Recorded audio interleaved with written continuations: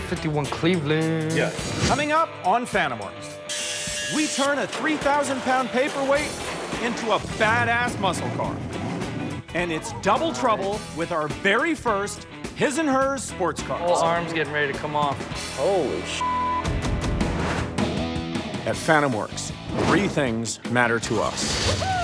Cars, country, this motor rocks, and cars. We make cars better than the day they rolled out. And for us, this is more than a job. It's not gonna fit. Love your car as much as we do, and we're gonna get along fine. I wanted 3 machine guns. Mostly. Truth is, if we have to pick between you and your car, Wow, it's beautiful. we're not picking you.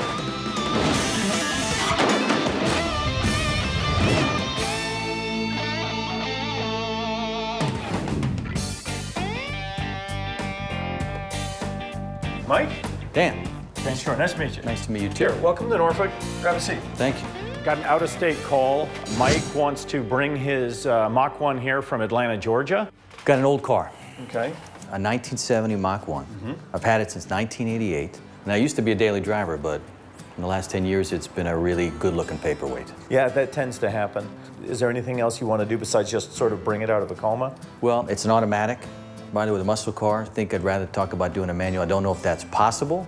And I'm assuming you want 5-speed, something kind of fun and with today's technology? Yes. Do you happen to know what kind of shape it's in terms of structure-wise? The last time I looked, the floorboards on the driver's side, I think were questionable. Steering, brakes, I did the brakes myself. You've been warned. Normally, we don't have a lot of profoundly good luck when owners who aren't mechanics are messing with their cars. I think Dan has a pretty good understanding of what I'm looking for. This car is a member of the family. All right, we've had it for 20-some-odd years. We couldn't imagine there's a whole family partner with it. The interior work, it's blue. Not a fan of that. Okay. The car's white with a black stripe. Maybe we look at paint too. That's always the one that I'm most reticent about signing up to do. When a customer brings in a car with a clean body and then mentions paint, what they need to understand is paint changes it from a repair and mechanical job to a complete restoration. Tell you what, let's table that, and post-inspection we'll have a conversation to decide what can be done with paint. Okay. Fair enough? Yep. The 70 Mach 1 rolls in, and the car actually looks like a car that's been put aside for a long time, but it hasn't been abused or neglected badly.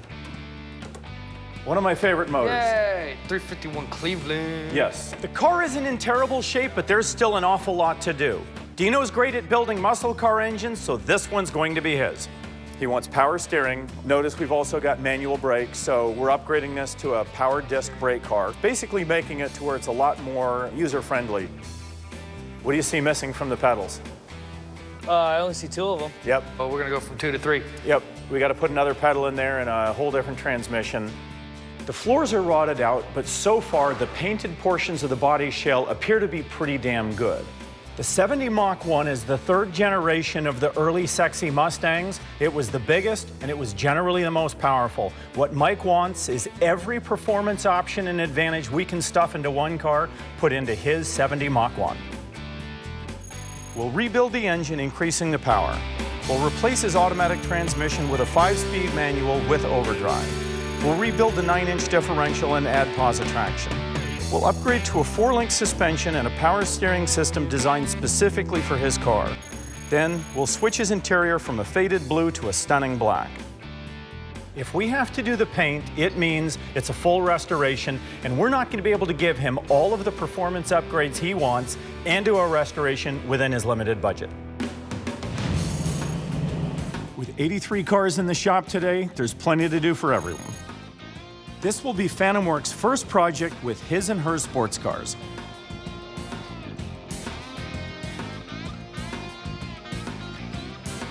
Good morning. Hello, good morning. Peggy. Peggy, Dan Short, nice to meet you. Nice to meet you. I'm meeting Richard and Peggy. He's got a Sunbeam Tiger. She's got a Fiat Spider. The Tiger was a V8 version of the Sunbeam Alpine, making these little British roadsters far more competitive and powerful than anything England had ever seen. A 65 Sunbeam Tiger. Okay. Bought it 7 or 8 years ago. What I'd like you guys to do is bring the dash back to the original walnut veneer that was on it and put the Smith's gauges. Now, you do realize that stunning burl walnut and a full Smith's gauge package, we're talking $2,000–3,000 in just materials alone, just for those two items. Absolutely. I've wanted a Tiger since 1965. It's my baby. Anything else? You know, Tigers are pretty damn hot to drive in. That's what happens when you stuff a great big engine into a little tiny car. I like you to put in some kind of insulation underneath the carpeting. Okay. And there's a safety issue, I think, with the pedals. The pedals are very, very close together. It's sort of a panic stop sometimes. You can hit both the brake and the gas at the same time. So I don't know if you can adjust those or move those. There is no adjustment that allows them to be moved, but we've got a full fab shop here. I'm not real worried about moving pedals as long as there's enough physical real estate to move them to. I've been dying for a long time to get the Tiger worked on the interior.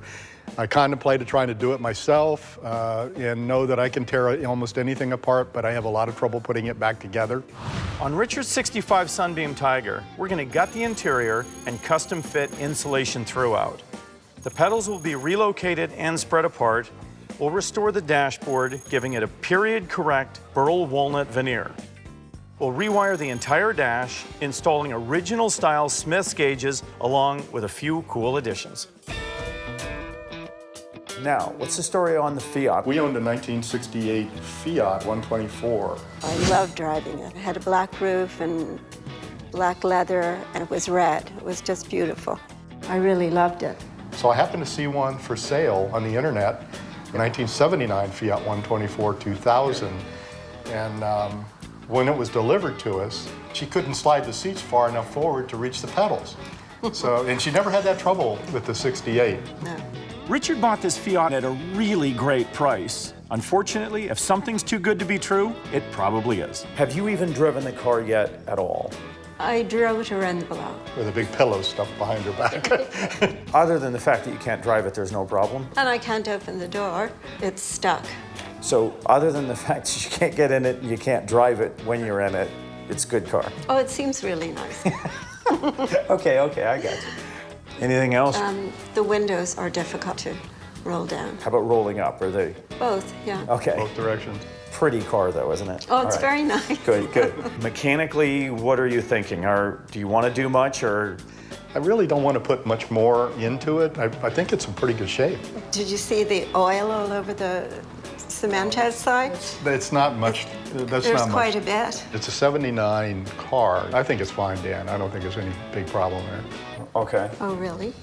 Richard's acting like the oil leak is no big deal, but an oil leak is nothing to ignore. We'll start with getting you in it and fitting you in it well. Right. All right, very good. Thank you for Terrific. coming by. Thank you. All right. Thank you. Very nice meeting you. you. Peggy brought us a 1979 Fiat Spider that she can barely drive. So we'll start by rebuilding the driver's seat track assembly to allow it to move closer to the pedals. We'll repair an array of problems with the windows, latches, mirrors, and we'll figure out what's going on with the oil leaks. And then we'll do a complete safety inspection to make sure there are no hidden problems. When the Fiat came in, its biggest problem was the owner couldn't sit in the seat. So I'm gonna take a look at that and get that fixed for her. Figure out what's going on with it? There's like a bearing in there that it rides on, a ball bearing. Yeah, I see it. I think this one's missing. I can't see it in there. I really hope we can find another seat track for this Fiat. The car is over 40 years old. It's definitely not gonna be easy.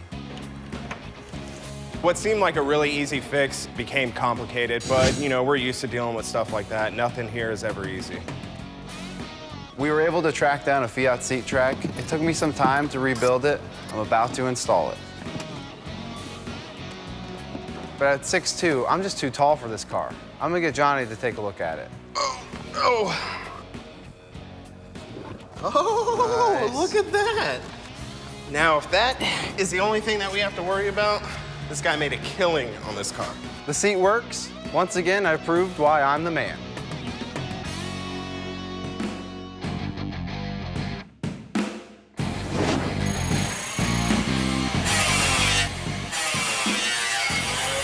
The floors are rotted out under the seats.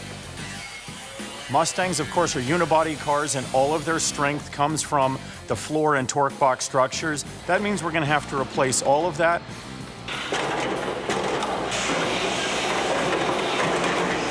Overall, it's in fairly decent shape. Replacing the floor is a big step, makes a big difference as far as the structure and rigidity of the car. So we're moving along and we're making some decent progress. Once we get the old floors out of the Mach 1, there's a lot of prep work to be done before we can put the new ones in. We got repairs to make to the kick pan, repairs to make to the torque boxes. Then we put the floor back in place, screw it tight, make sure everything's straight, and we weld it to factory specification. One of the best things about building early Mustangs is that the stampings are accurate and almost every part is available. There is no car on the planet that has a better aftermarket supply source than this. Dino was doing a safety inspection on the '79 Fiat. He says he found a problem and he's looking into it.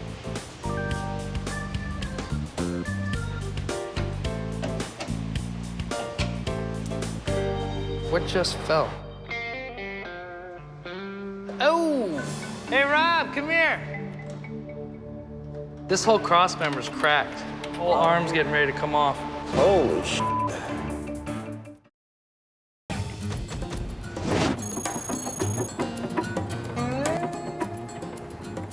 Oh!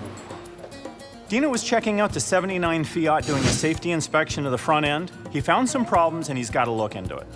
This whole cross member's cracked.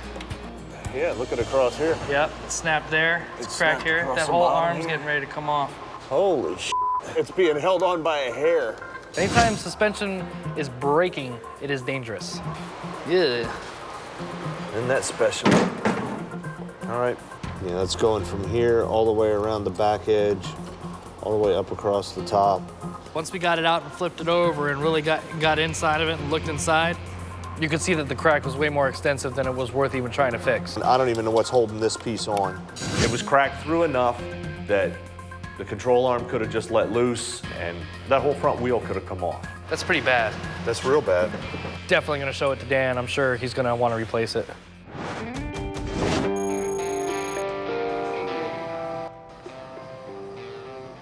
Hey, Alan. Hey, Dan. Mike wants the car painted, but he's already getting a big block motor, a 5-speed conversion, power steering conversion, power brake conversion, new chrome and a new interior, and yet the paint job would just about double all of that put together. Unfortunately, paint means a full restoration. We have to do a disassembly, a rebuild, and a reassembly. He won't be able to get all the performance modifications he wants and a full restoration within his limited budget.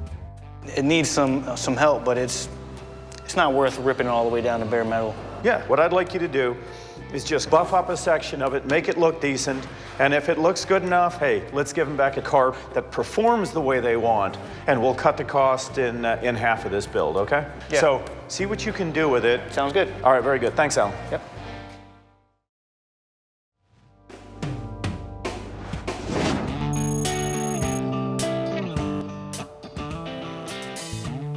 I don't know very much about the car, but it looks British to me. This is horrible. The owner wants to replace the dash and gauges, but first we're gonna have to pull out the old ones.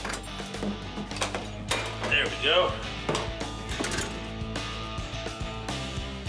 When the Tiger came in, it had a hodgepodge of gauges in the dash, so we're actually gonna replace them with some original Smith gauges. They're gonna look great, but it's gonna be a challenge.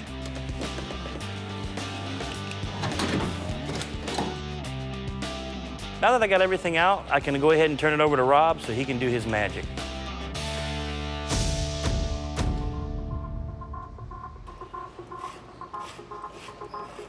What's up? This is the cross member on the Fiat. That's what I found behind the control arm. This damn car doesn't get any better, does it? There's a hunk missing here. Oh, okay, all right. You know what the challenge is? This guy said, I've got $7 grand in the car. I don't want to spend more than 7 on repairs, and we're rapidly heading that way. Yeah, he don't spend no money on that. He'll be spending $7 grand on hospital bills. Yeah. Unfortunately, it's a major safety issue, and it has to be replaced. Go ahead, just order a new cross member. right. We don't have any choice, thanks. Okay. This is the kind of stuff that as you dig into these cars, it always gets worse.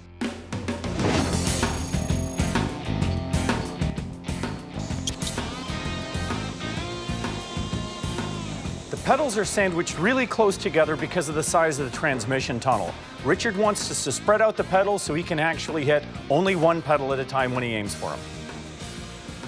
By applying a precise amount of heat to the pedal arms, we can distribute the pedals, give Richard the space he needs to hit the pedals correctly, and not do too invasive a surgery.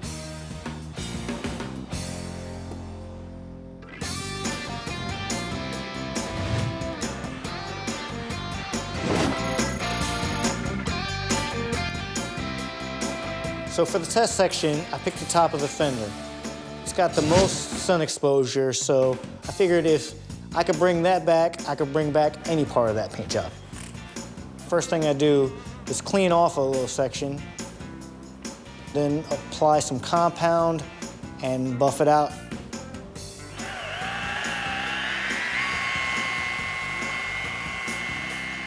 If we can buff this car out, it'll be about 8 to 10 hours. But if I strip it down to bare metal, go all the way through body work and paint again, we're looking at 350, 400 hours.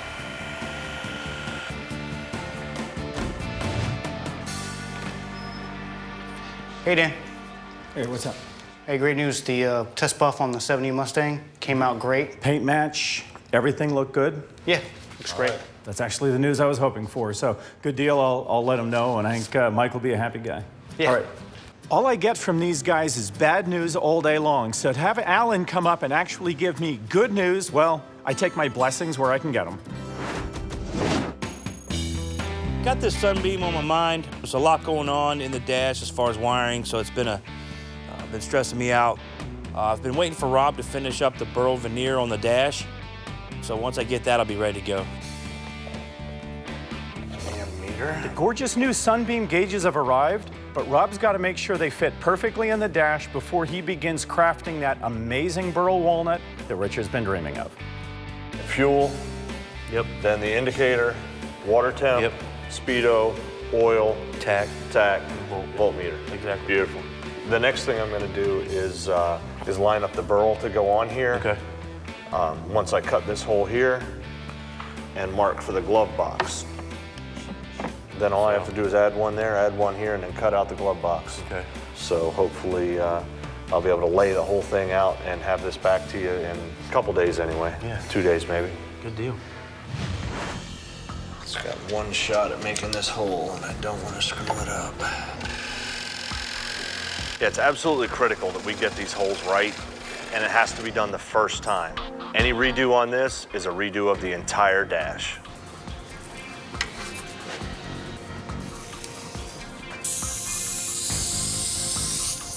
Pressure's on right now, because if I screw up even the slightest bit at this point, I have to start all over and make a brand new dash.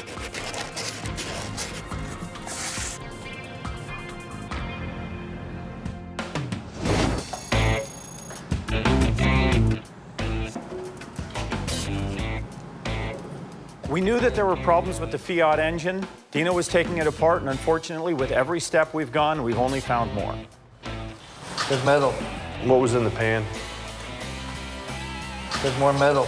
Yeah, that's what I was thinking.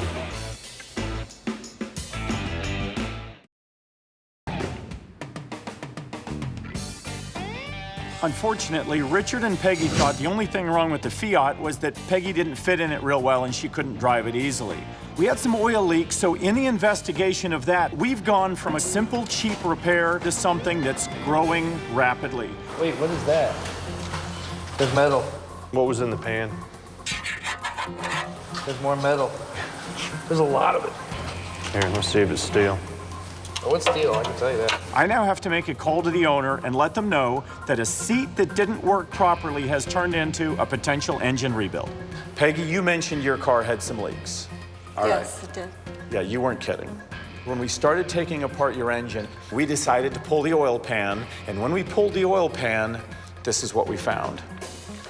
If you take a look in here, you will notice chunks of steel and actual shards of metal in this, okay? Good job. Dan is showing me these metal shavings in the oil pan, and I'm thinking, oh my goodness, it's just terrible. Okay, so we decided to pull the valve covers off the engine. When we did, we didn't find anything wrong. It all appears to be coming from the base of the head itself.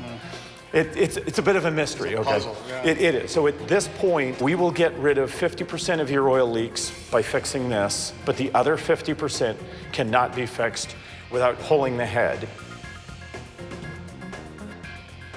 You get two things done. You get to fix the leak, and we get that final look at anything else that may have caused this. Because once the head is off, we see everything. So that's your call. The engine was the big surprise. Internet car, you know, once again, you know there's going to be a surprise somewhere there, and I'm just sorry that it's such a big one. I say go ahead, pull the head, whatever you need, try to find that leak. At the end of the day, I want Peggy to love her Fiat as much as I love my Tiger. I agree with Richard's decision, but there's no guarantees on what we're going to find next.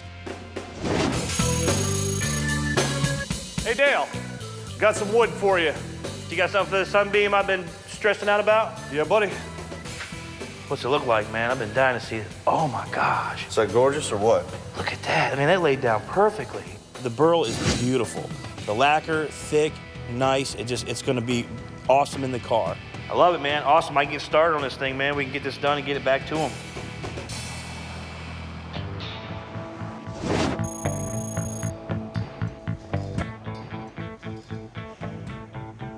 Mike, the owner of the 70 Mach 1, wants a shaker hood conversion done on his car.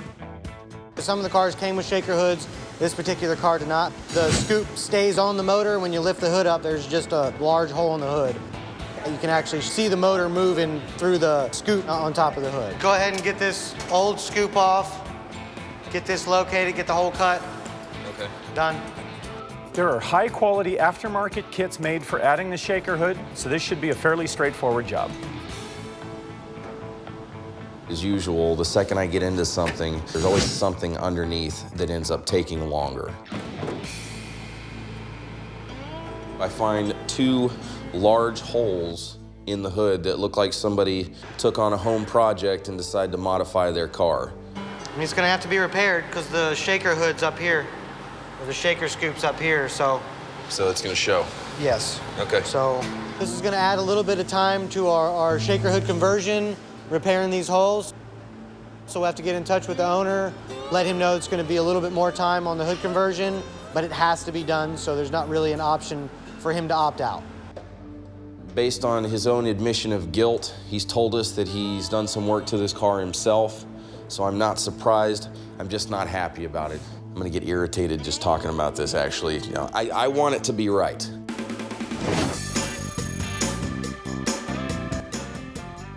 Dino's calling me in to look at the Fiat engine.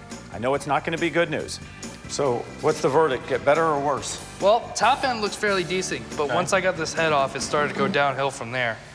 Look inside there. Yep. Valve stems, That is so carbon sludged buildup. up. Oh, it's bad. This is what concerns me the most. He's got water damage on the inside of that cylinder. You see it? It looks like somebody took a piece of emery cloth and with Emery cloth. or It's like they took a file. or something. Unfortunately, what we've discovered is there was some really bad work done early on. The pistons are fairly scored, the cylinder walls are scratched up badly, and there was some really poor quality work done on this engine. Somebody did a bunch of jackleg work, left all the metal in the engine, replaced some bearings, and put it on the market. If all Richard wants is a car that they can drive around the block a few times a year, we can do some minimal head work and put it back together. I'd like to rebuild it. It's a matter of whether he wants to spend the money. It fundamentally bothers me not to completely build an engine, especially one in this shape. Oh, yeah. It's going to be Richard's decision. Let me know what you want to do. I'll cover it up and leave it as for now. Yeah, thanks. I'll get right back with you. All right.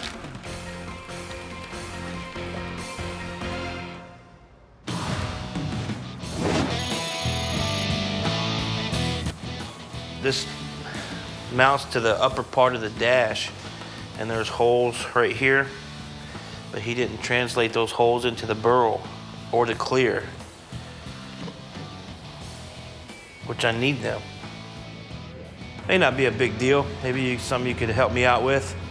You forgot to put my mount holes through here. There's a lot at stake here, so one mistake is a big problem. All we have to do is back it with something else, so you can take that piece of. Just lay it, okay, I see what you're saying. Because when you push through, if it's just the drill bit, it'll punch and break the veneer. So just lay it out there. I do the initial pilot hole from the backside so that I know exactly where the center of the hole is, and there's no chance of being off on the front side. When you hit the plywood, you flip it over and look at it. See how it comes through nice and clean and it doesn't splinter anything up. Yeah, I can do that. Yeah, Rob and I are drilling these holes through the burl, and it doesn't seem like it's all that tough. I'm trying to explain to Dale that we have to pre-drill and countersink the holes, and it has to be done perfectly. Now that puts a whole nother level of stress. If this doesn't work, we're starting over from scratch. Messing this up could mean that we have to strip this thing down to the original wood. What do you want me to do? Say a quick prayer. As soon as that bit hits right there.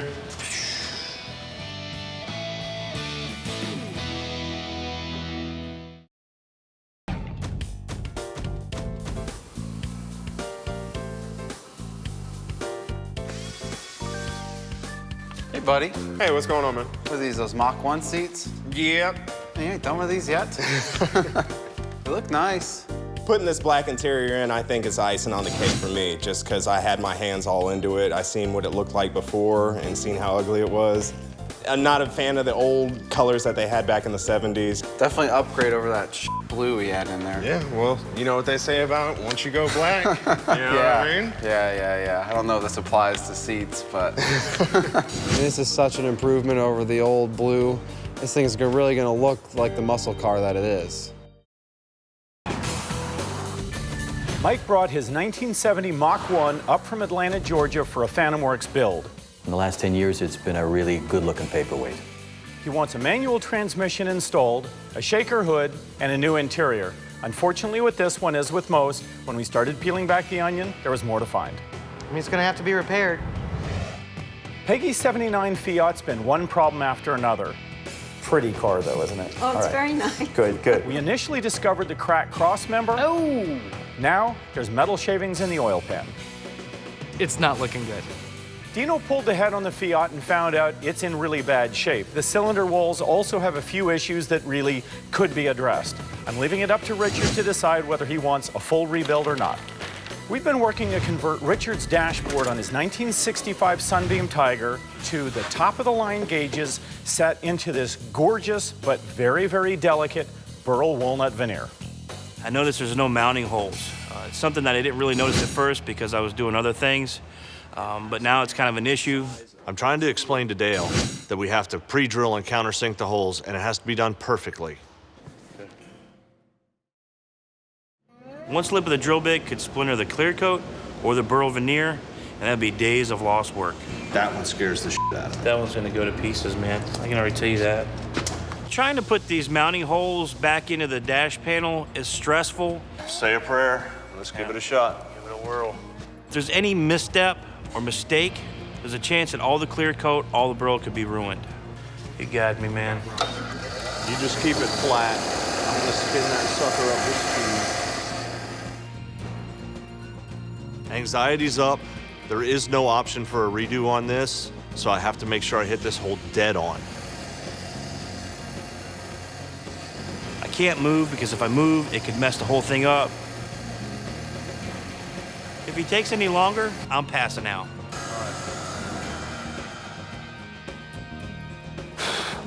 Yeah, drop that down in there and see how close we are to...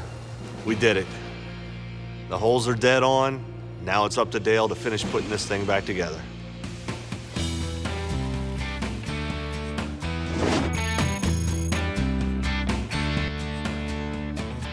No, I understand. Richard, the owner, decided he wasn't willing to spend any more money than was absolutely necessary to get the Fiat running.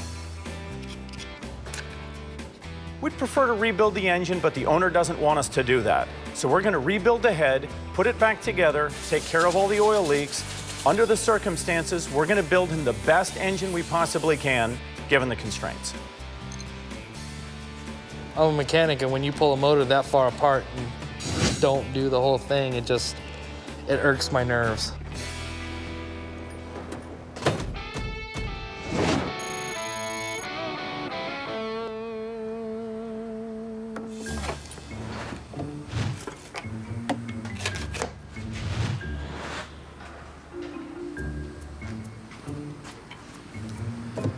Is this really how the f that they want this in here?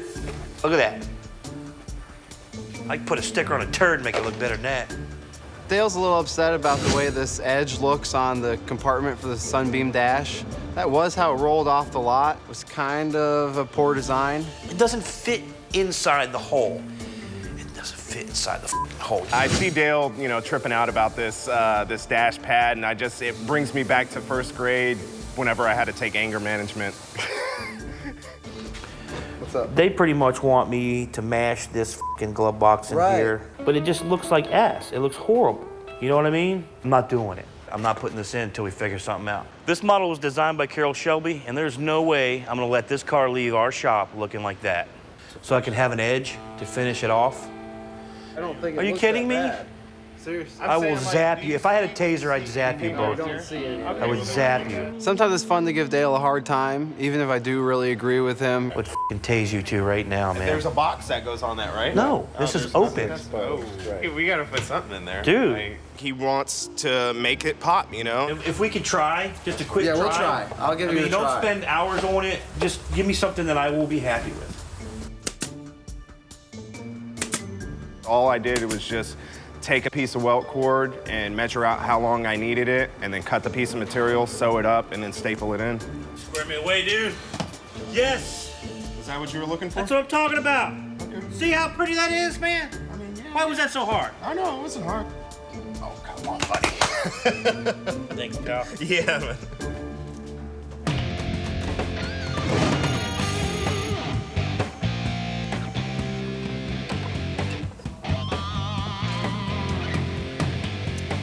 The car is getting a 5-speed manual transmission conversion because, as Mike said, the Mach 1 deserves way better than that automatic. We got to take care of all the structural concerns, but now we're taking a Mach 1 that performed kind of moderately, and we're dialing everything up to where this car is going to run like it never dreamed of. I mean, if the customer was trying to do this at home, a lot of times it's, you know, they give up on the project and they get ripping into it and they realize how much of a pain in the ass it really is. And then they're like, nah, I don't want to do this anymore. And they end up selling it on eBay or Craigslist or something. I started out as a guy who did shit at home, but I mean, we love the guys who love their cars and want to work on them. We just want them to do it right. 5-speed transmission conversion, a 351 Cleveland built motor, custom power steering, power disc brakes, a posit-traction rear end with 4 Lincoln coilovers, stainless steel exhaust, Shelby wheels, custom tires. It's the muscle car that Mike dreamt of and never thought he was actually going to get.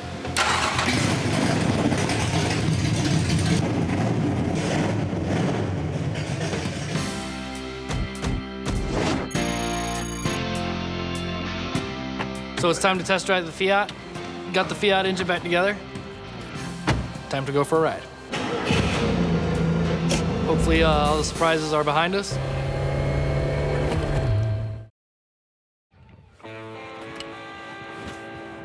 Dino's finished the motor and suspension work on the Fiat. Now he's taking it out for a test drive.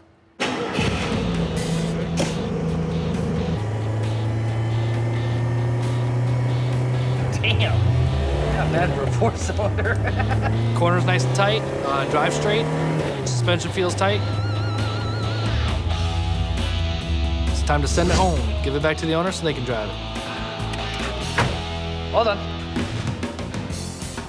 Richard and Peggy are coming by today. Their Sunbeam Tiger and Fiat Spider are ready for pickup. Here, come on in, please have a seat. I know they're anxious to see their cars, but first we have to take care of the paperwork. Your car, which started out theoretically as the simpler one, of course, became far more complicated.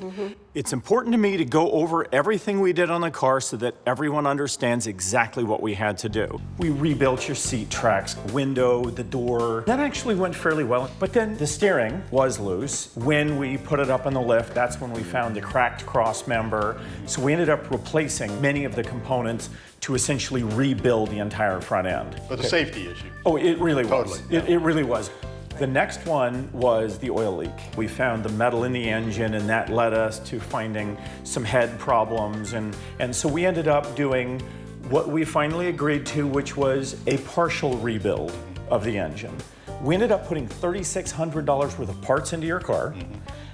Total labor bill, 85 hours, $6,800. So your car came out at about $10,000, a little under $10,400. Probably have a few more dollars in the Fiat than you wanted to, but there's nothing that we did that, in my opinion, wasn't really necessary. It's more than I anticipated, but it's all either safety or necessary to be done, absolutely. I've delivered the bad news on the Spider, now it's the good news on the Tiger. The heat that that engine and transmission generates is pretty obnoxious. It really does get very uncomfortable to drive that car. Exactly, We ended up putting $400 worth of just insulation down in your car to try and do everything we could. We essentially reconfigured all of your pedals and moved everything over, and your pedals are now allocated into the space correctly. And then, of course, there was the dash. And the problem you had was that your dash was not configured for all the correct original gauges. That's right. So we ended up redoing the walnut and then adding those components that were missing to your car and got all your gauges calibrated. So they actually tell you the truth now. Your parts came out with everything to just almost exactly $2,000. 52 hours of labor, $3,900 for that. So you ended up at about $5,900, a little under. Right. I don't think right now he cares. He just wants back in his car. Okay. I'm chomping at the bit to see it. All right, great. Let's go take a look.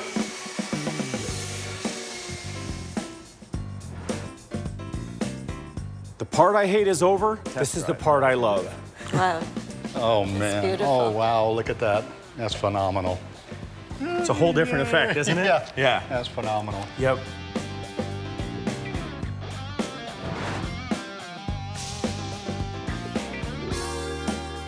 To see Richard's face was fantastic. He is in love with his car all over again. I love the fact that Richard figured out some of the extra things we did to make his car even better than it was when it was brand new. One of the first things that popped out at me was how they had finished off the cubby. I mean, they couldn't have done it any better. What do you think now? Oh, yeah, look at that. There's tons of room. This is terrific. All right. Absolutely terrific. It's gorgeous. Well, Peggy has a car too. What do you say we go check that one out? That's right. Yeah, we spent more money on that, remember?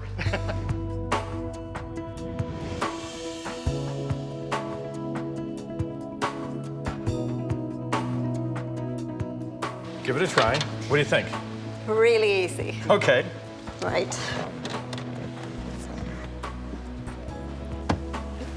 How's that work? I can't believe it. It's too far up. There you go. There we are. That's great. I love it. Peggy's sitting in her car and it's actually working for her.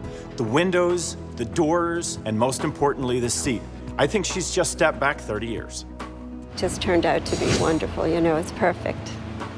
I'm very happy with it. Yeah, I've been having dreams about the growl of that Tiger, and it's just phenomenal. It's great to see Richard and Peggy getting back on their road in their his and her sports cars.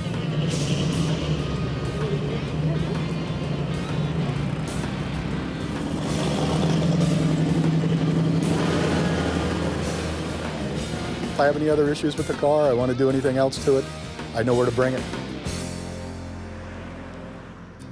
Mike's coming in to pick up his 70 Mach 1.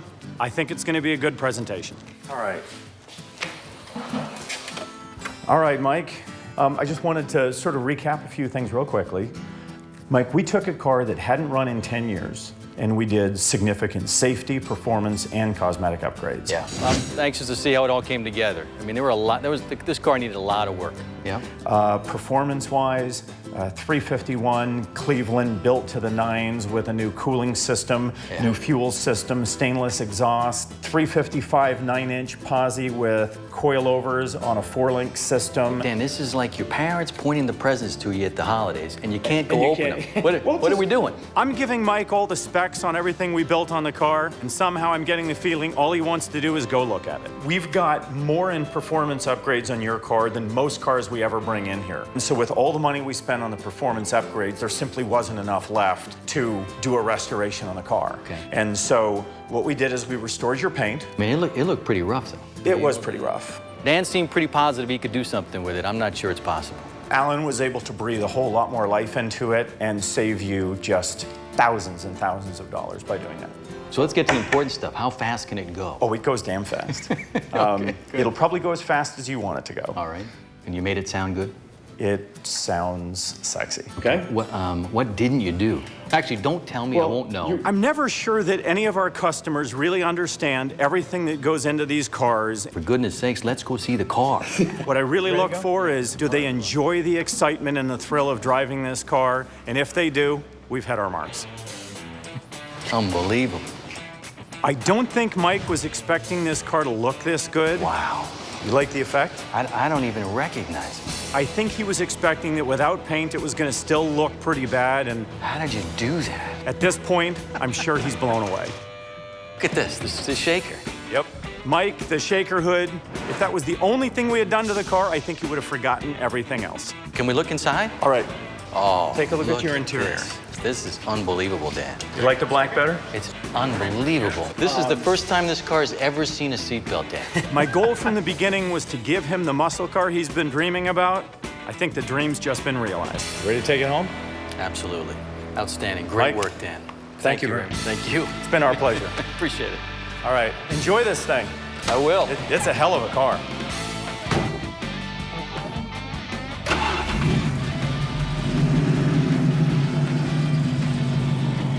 This is the car that I've always wanted it to be.